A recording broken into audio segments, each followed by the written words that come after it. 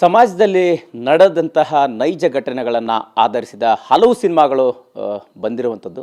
But ಈಗ ಅದೇ ರೀತಿಯಾಗಿ ಸದ್ದು ಮಾಡ್ತಾ ಇರುವಂಥದ್ದು ಒಂದು ಕ್ರೀಮ್ ಸಿನಿಮಾ ಕೂಡ. ಸೊ ಅದರಲ್ಲಿ ಒಂದಿಷ್ಟು ವಿಶೇಷತೆಗಳಿದ್ದಾವೆ. ಸೊ ಆ ಕತೆ ಬಗ್ಗೆ ಒಂದಿಷ್ಟು ಇಂಟ್ರೆಸ್ಟಿಂಗ್ ಮಾಹಿತಿಗಳಿದೆ. ಸೊ ಈಗಾಗಲೇ ಏನಂತಾರೆ, ದಂಡುಪಾಳ್ಯ ಸಿನಿಮಾ ಕೂಡ ಒಂದು ಬಂದು ಗಾಂಧಿನಗರದಲ್ಲಿ ಜನರನ್ನು ಸೆಳೆದಿತ್ತು. ಬಟ್ ಆ ವಿಚಾರವಾಗಿ ಕೂಡ ಒಂದಿಷ್ಟು ಅಂದರೆ ಆ ಸಿನಿಮಾದಲ್ಲಿರುವಂತಹ ಅಂಶಗಳು ಸರಿನಾ ತಪ್ಪಾ, ಅದು ತೋರಿಸಿರುವಂಥ ನಿಜಾನ ಅಲ್ವಾ ಅನ್ನುವಂಥ ವಿಚಾರಗಳ ಬಗ್ಗೆ ಕೂಡ ಈಗ ಚರ್ಚೆ ಆಗ್ತಾ ಇರ್ತಕ್ಕಂಥದ್ದು. ಈಗ ಚರ್ಚೆ ಆಗಲಿಕ್ಕೆ ಕಾರಣ ಈ ಬಗ್ಗೆ ಅಗ್ನಿ ಶ್ರೀಧರ್ ಸರ್ ಮಾತನಾಡಿರ್ತಕ್ಕಂಥದ್ದು. ಎಸ್, ಈಗ ಅಗ್ನಿ ಶ್ರೀಧರ್ ಅವರೇ ಇದ್ದಾರೆ, ಅವ್ರನ್ನೇ ಮಾತಾಡ್ಸೋಣ. ಸರ್, ಸಹಜವಾಗಿ ಅಂದರೆ ಗಾಂಧಿನಗರದಲ್ಲಿ ನೈಜ ಘಟನೆಗಳ ಆಧಾರಿತ ಸಿನಿಮಾಗಳಾಗುತ್ತೆ. ಬಟ್ ಕೆಲವು ಸಾರಿ ಅದು ಸಿನಿಮಾ ರೂಪಕ್ಕೆ ತರುವಂಥ ಸಂದರ್ಭಕ್ಕೆ ಸಾಕಷ್ಟು ಬದಲಾವಣೆಗಳಾಗುತ್ತೆ. ಆ ವಿಚಾರವಾಗಿ ನೀವು ಇತ್ತೀಚೆಗೆ ಪ್ರೆಸ್ ಮೀಟಲ್ಲಿ ಕೂಡ ಮಾತನಾಡಿದ್ರಿ ಸರ್. ಈಗ ಕ್ರೀಮ್ ಕೂಡ ಅದೇ ರೀತಿಯಾಗಿರ್ತಕ್ಕಂಥ ಕತೆ ಅನ್ನುವಂಥದ್ದು. ಏನು ಸರ್ ಕ್ರೀಮ್ ಕತೆ ಅಂತ? ಸಾಮಾನ್ಯವಾಗಿ ನಾವು ಮಾಡಿರೋ ಎಲ್ಲ ಫಿಲಮ್ಗಳು based on real life incidents, ನೈಜ ಘಟನೆಗಳನ್ನ ಆಧರಿಸಿ ಮಾಡಿರೋ ಸಿನಿಮಾಗಳು.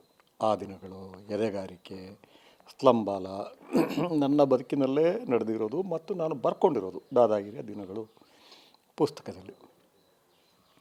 ಕ್ರೀಮ್ ಮನುಷ್ಯ ಬಲಿಗೆ ಸಂಬಂಧಪಟ್ಟಿದ ವಸ್ತು. ಅದರಲ್ಲೂ ಹೆಂಗಸರು ಮತ್ತು ಮಕ್ಕಳನ್ನು ಬಲಿ ಕೊಡ್ತಾರೆ. ಯಾವುದಕ್ಕೆ? ಸಂಪತ್ತಿಗೋಸ್ಕರ, ಅಧಿಕಾರಕ್ಕೋಸ್ಕರ. ಆ ಒಂದು ಆಧರಿಸಿದ ವಸ್ತು ಇದು. ಮತ್ತು ಇದರ ವಸ್ತು ಇದೆಯಲ್ಲ, ಇದು ನಮ್ಮ ನಡುವೆ ನಡೆದಿರೋದು, ಈಗಲೂ ನಡೀತಾ ಇರೋದು. ಈ ತನ್ನ ಗರ್ಭದಲ್ಲಿ, ಅಂಡರ್ ಬೆಲ್ಲಿನಲ್ಲಿ, ಒಡಲಿನಲ್ಲಿ ಸಮಾಜ ಎಂತೆಂತಹ ಇದನ್ನು ಇಟ್ಕೊಂಡಿರುತ್ತೆ ಅಂದರೆ, ಮಾಟ ಅನ್ನೋದು ಇವತ್ತು ವ್ಯವಸ್ಥಿತವಾಗಿ ಬೆಳೆದುಬಿಟ್ಟಿದೆ, ಹೆಮ್ಮರಾಗಿ ಬೆಳೆದುಬಿಟ್ಟಿದೆ. ಮನುಷ್ಯ ಬಲಿ ಪಕ್ಕ ಇಡಿ. ಪ್ರತಿ ಎಲೆಕ್ಷನ್ ಬಂದಾಗಲೂ ರಾಜಕಾರಣಿಗಳು ಎಷ್ಟು ಪ್ರಾಣಿಗಳನ್ನ ಬಲಿ ಕೊಡ್ತಾರೆ, ಯಾವ್ಯಾವ ದೇವತೆಗಳು ಬಲಿ ಕೊಡ್ತಾರೆ. ಇಡೀ ಇಂಡಿಯಾದಲ್ಲಿ ಕಾಮಾಖ್ಯದಿಂದ ಹಿಡಿದು ಕೇರಳವರೆಗೂ ಎಷ್ಟು ಕೊಡ್ತಾರೆ. ಕೋಳಿಯಿಂದ ಶುರುವಾಗಿ ಕೋಣದವರೆಗೂ ಕೊಡ್ತಾರೆ. ಸೊ ಆ ಇದರಲ್ಲಿ ಯಾವ ಕಾರಣಕ್ಕೂ ಜನರ ಕಣ್ಣಿಗೆ ಕಾಣಿಸದ ಹಾಗೆ, ಸಮಾಜಕ್ಕೆ ಕಾಣಿಸದ ಹಾಗೆ ಗೌಪ್ಯವಾಗಿ ಕೊಡುವ ಬಲಿ ಅಂದರೆ ನರಬಲಿ. ಆ ನರಬಲಿನಲ್ಲಿ ಎರಡು ಥರ. ಒಂದು ಮಕ್ಕಳು, ಹಸುಳೆಯವರು. ಇನ್ನೊಂದು ಹುಡುಗಿಯರು, ಮಹಿಳೆಯರು. ಒಂದು ವರ್ಷದಲ್ಲಿ ರಿಪೋರ್ಟ್ ಆಗೋ ಕೇಸ್ಗಳು, ಅಂದರೆ ದಾಖಲಾಗೋ ಪೊಲೀಸ್ ಸ್ಟೇಷನ್ ದಾಖಲಾಗೋ ಕೇಸ್ಗಳು, ಇಂಥ ವಿಷಯಗಳಲ್ಲಿ ಹೆಚ್ಚು ಕಡಿಮೆ 4,000 ಮಹಿಳೆಯರು, ಹೆಣ್ಣು ಮಕ್ಕಳು ಇವ್ರನ್ನ ಬಲಿ ಕೊಡ್ತಾರೆ. ಕೇರಳದಲ್ಲಿ ಡಾಕ್ಟರ್ಗಳು ಮಾಡಿರೋದು ಮೊನ್ನೆ 4 ತಿಂಗಳಿಂದ ಬಂತು. ಇಬ್ಬರು ಡಾಕ್ಟರ್, ಗಂಡ ಹೆಂಡತಿ, ಅವ್ರು ಬಲಿ ಕೊಡ್ತಾರೆ. ಆಂಧ್ರದಲ್ಲಿ ಗಂಡ ಹೆಂಡತಿ ತಮ್ಮ ಮಕ್ಕಳನ್ನೇ ಬಲಿ ಕೊಡ್ತಾರೆ.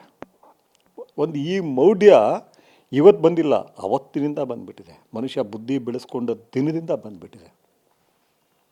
ಮತ್ತು ನಮ್ಮ ರಾಜ್ಯಕ್ಕೆ, ನಮ್ಮ ದೇಶಕ್ಕೆ ಸೀಮಿತ ಅಲ್ಲ, ನಮ್ಮ ಕಾಲಘಟ್ಟಕ್ಕೆ ಸೀಮಿತ ಅಲ್ಲ. ಯುರೋಪ್ನಲ್ಲಿ ತಗೊಳ್ಳಿ, ಅರಬ್ ದೇಶಗಳಲ್ಲಿ ತಗೊಳ್ಳಿ, ಅಮೇರಿಕಾದಲ್ಲಿ ತಗೊಳ್ಳಿ, ಎಲ್ಲ ಕಡೆ ಈ ನರಬಲಿಗಳು ನಡೀತಾ ಇದ್ದಾವೆ.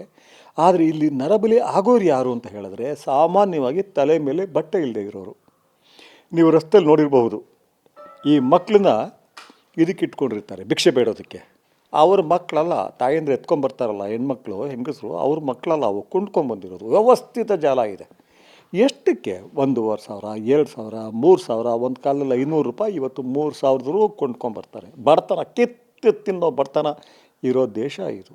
ಹಾಗೆಯೇ ಹೆಣ್ಮಕ್ಳು ಅಂದ ತಕ್ಷಣ ಏನೋ ಭಯ, ಜವಾಬ್ದಾರಿ ಅಂತ ಮಾರಿಬಿಡ್ತಾರೆ. ಆ ಮಾರಿದ ಮಕ್ಕಳನ್ನ ಹೆಚ್ಚು ಅಂದರೆ 8 ತಿಂಗಳಿಂದ 9 ತಿಂಗಳು ಭಿಕ್ಷೆಗೆ ಬಳಸ್ತಾರೆ. ಯಾಕೆಂದರೆ ಅವಕ್ಕೆ OPM ಕೊಟ್ಬಿಟ್ಟಿರ್ತಾರೆ. ಆಮೇಲೆ ಆ ಕಣ್ಣು ಕೂಡ ತೆಗಿಯಲ್ಲ, ಅವು ನೋಡ್ಕೊಳಕ್ಕಾಗಲ್ಲ. ಇವ್ರಿಗೆ ಮಾರ್ತಾರೆ, ಬಲಿ ಕೊಡೋರಿಗೆ.